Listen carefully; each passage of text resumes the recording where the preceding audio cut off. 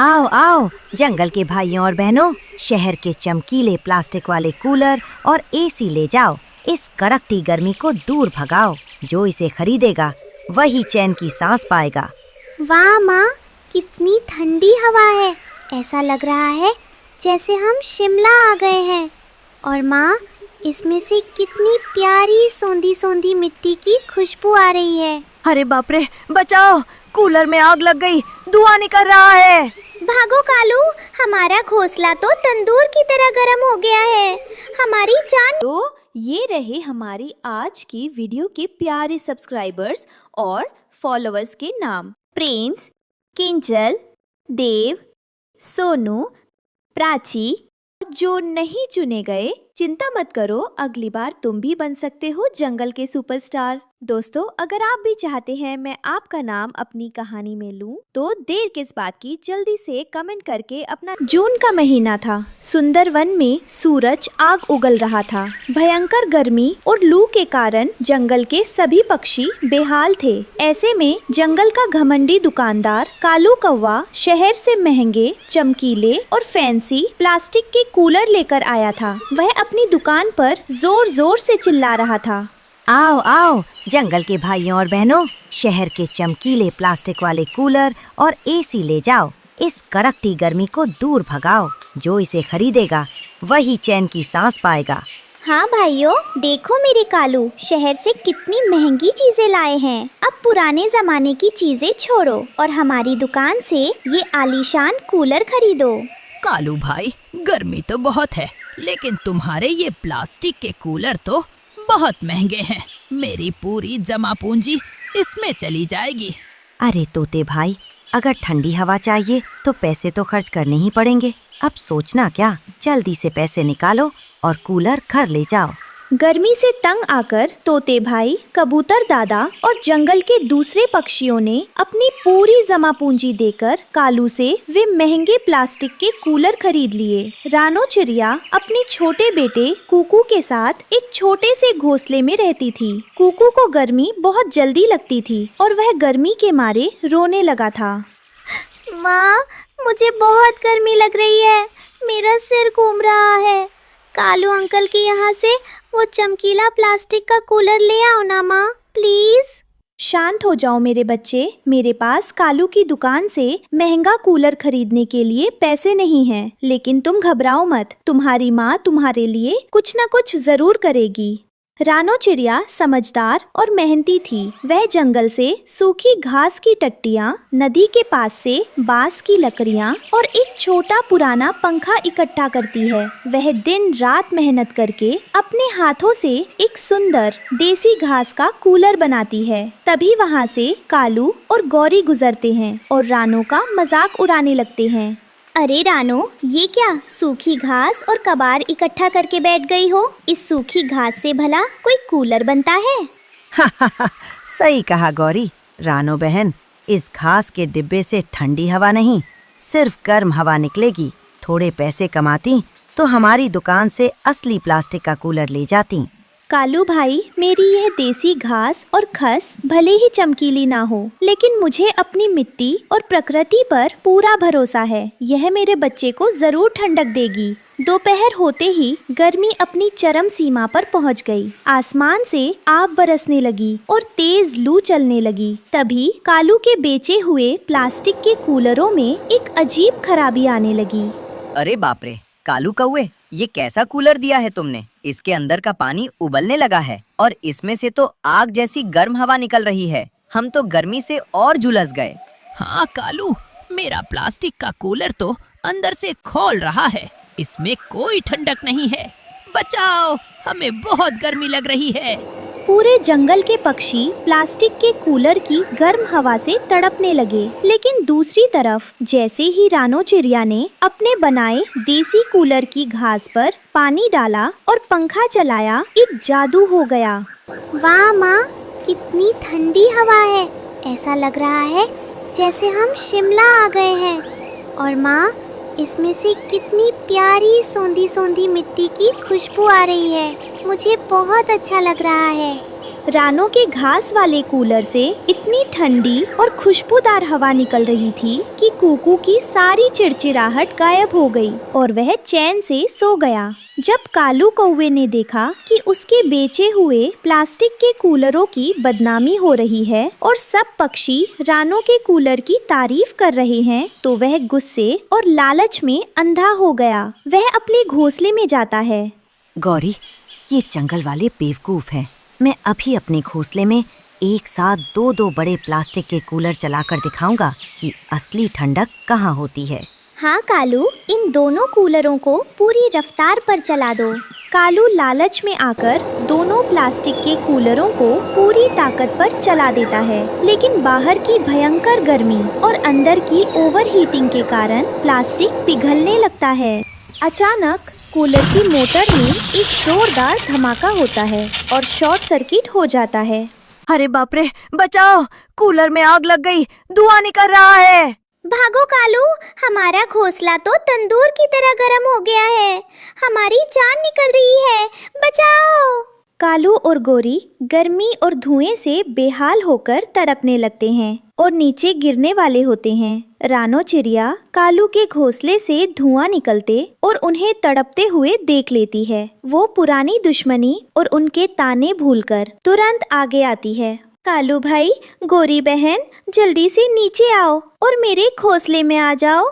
कालू और गोरी हांफते हुए रानो के ठंडे घोंसले में बैठ जाते हैं। रानो चिड़िया अपने घास के कूलर का रुख कालू के घोंसले की तरफ कर देती है। जैसे ही घास के कूलर की ठंडी ठंडी सौंधी हवा कालू और गोरी को छूती है, उनके धुएं से भरे फेफड़ों को राहत मिलती है और उनकी जान में जान आती है।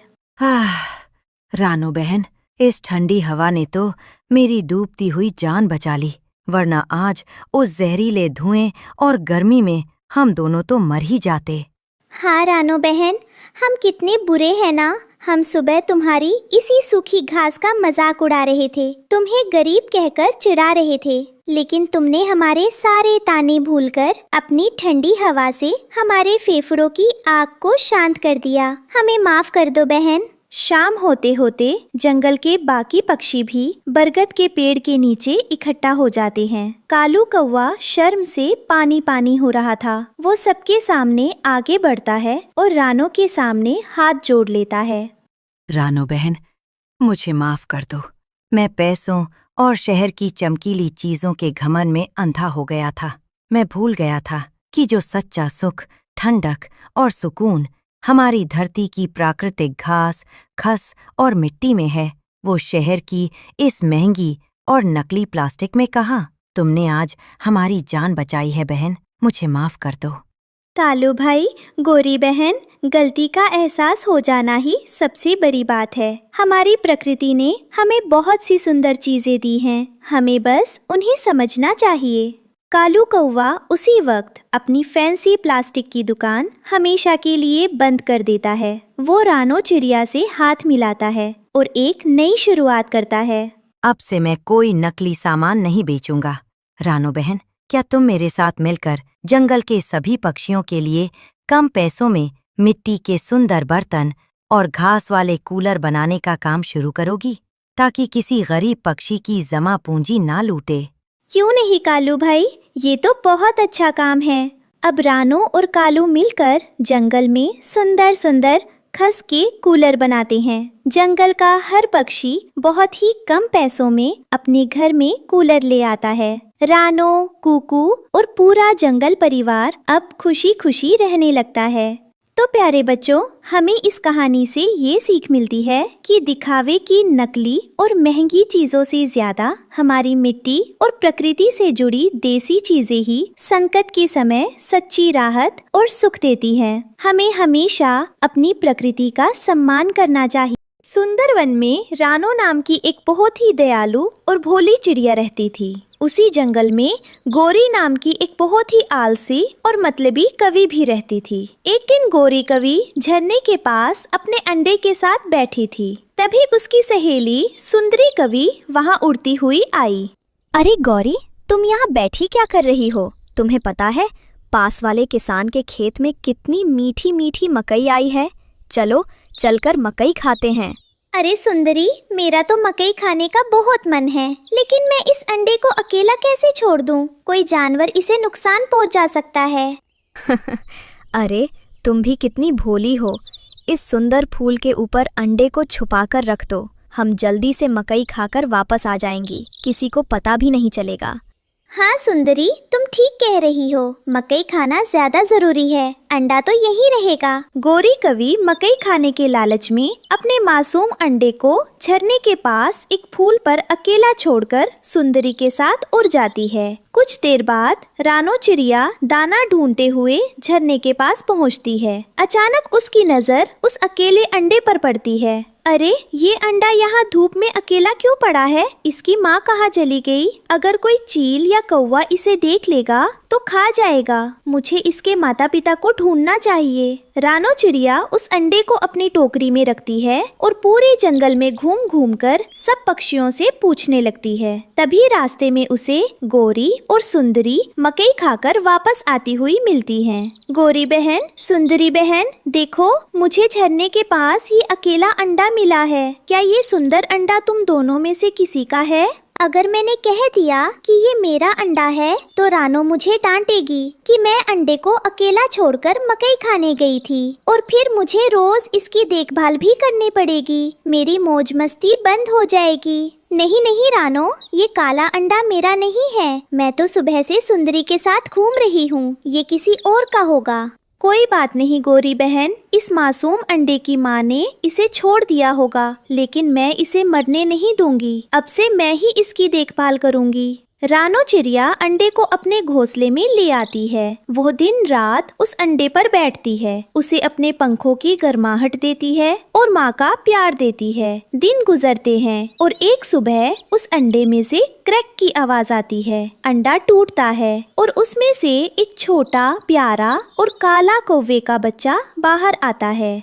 माँ, मेरी प्यारी माँ, मुझे बहुत भूख लगी है। ओ मेरे प्यारे बच्चे, मैं ही तुम्हारी माँ हूँ। देखो, मैं तुम्हारे लिए मीठे मीठे फलों का रस लाई हूँ। इसे पी लो मेरे लाल। रानो चिड़िया उस बच्चे का नाम गोलू रखती है। गोलू रानो को ही अपनी असली माँ समझकर बड़ा होने लगता है। रानो उसे अपनी चोंच से दाना खिलाती और रात को अपने सीने से लगाकर सुलाती। कुछ महीने बीत जाते हैं। गोलू अब थोड़ा बड़ा हो गया है। एक दिन गौरी कवि की नजर रानो के घोंसले पर पड़ती है। वो देखती है कि उसका बच्चा कितना तंदुरुस्त और प्यारा हो गया है। गौरी के मन में लालच आ जाता है। वो रानो के घोंसले पर धमक पड़ती है। ए रानो चिड़िया, इस बच्चे को अभी के अभी मुझे दे दो। ये मेरा बच्चा है। तुमने उस दिन झरने के पास से मेरा अंडा चुराया था। नहीं गौरी बहन, ऐसा मत कहो। उस दिन तुमने खुद कहा था कि ये अंडा तुम्हारा नहीं है। मैंने इसे पाल पोस कर बड़ा किया है। ये मुझसे बहुत प्यार करता है। मैं कुछ नहीं जानती। एक कौवे का बच्चा कवि के पास ही रहेगा। चलो गोलू, मेरे साथ चलो। गौरी कवि जबरदस्ती गोलू को अपने पंखों में दबोचती है और रोते हुए बच्चे को अपने घोंसले में ले जाती है। घोंसले में ले जाकर गौरी सोचती है कि इसे जल्दी से उड़ाना सिखा दूं, ताकि ये मेरे लिए खाना ढूंढ कर लाए। वो गोलू को ऊंचे पेड़ की डाल पर ले जाती है। माँ, मुझे डर लग रहा है। मुझे रानो माँ के पास जाना है। मुझे उड़ना नहीं आता। रोना बंद करो। कौवे के बच्चे रोते नहीं हैं। जब तक पेड़ से कूदोगे नहीं, तब तक उड़ना कैसे सीखोगे? ये लो। बेरहम गौरी कवि गोलू को ऊंचे पेड़ की डाल से सीधे नीचे गहरी खाई की तरफ धकेल देती है। गोलू हवा में फड़फड़ाता हुआ नीचे गिरने लगता है और जोर जोर से रोता है। बचाओ रानो माँ, बचाओ।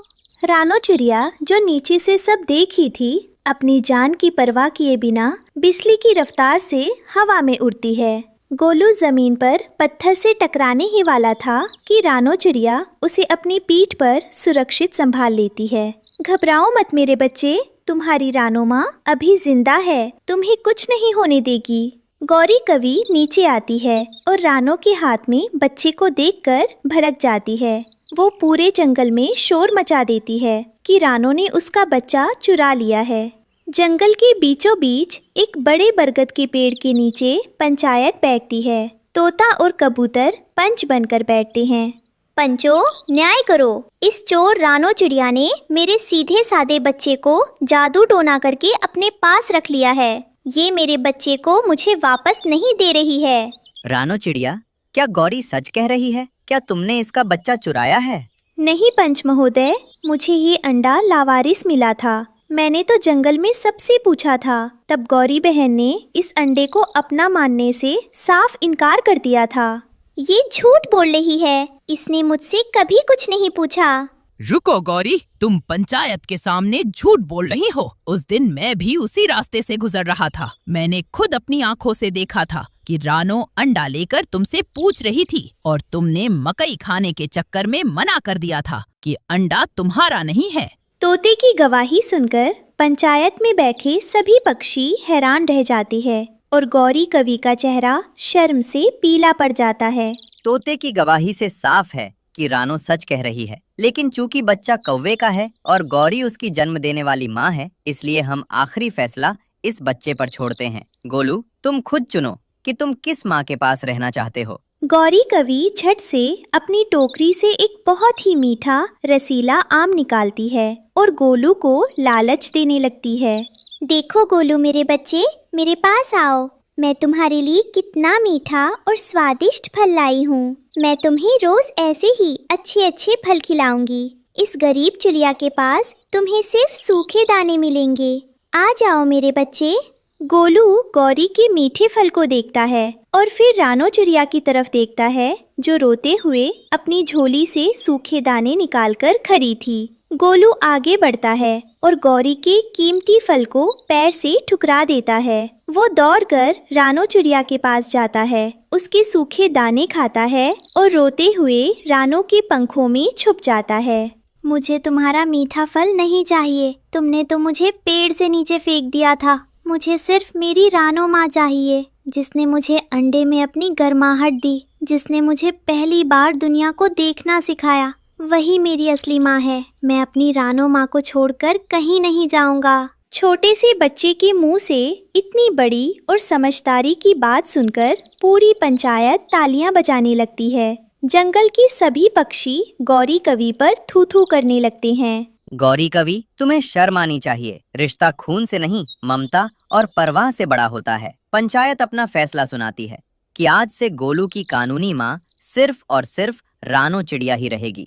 अपनी इतनी बड़ी बेइज्जती और अपने ही बच्चे की नफरत देखकर गौरी कवि का घमंड पूरी तरह टूट जाता है। उसकी आंखों में असली पछतावे के आंसू आ जाते हैं। वो रोती हुई रानो चिड़िया के पैरों में गिर जाती है।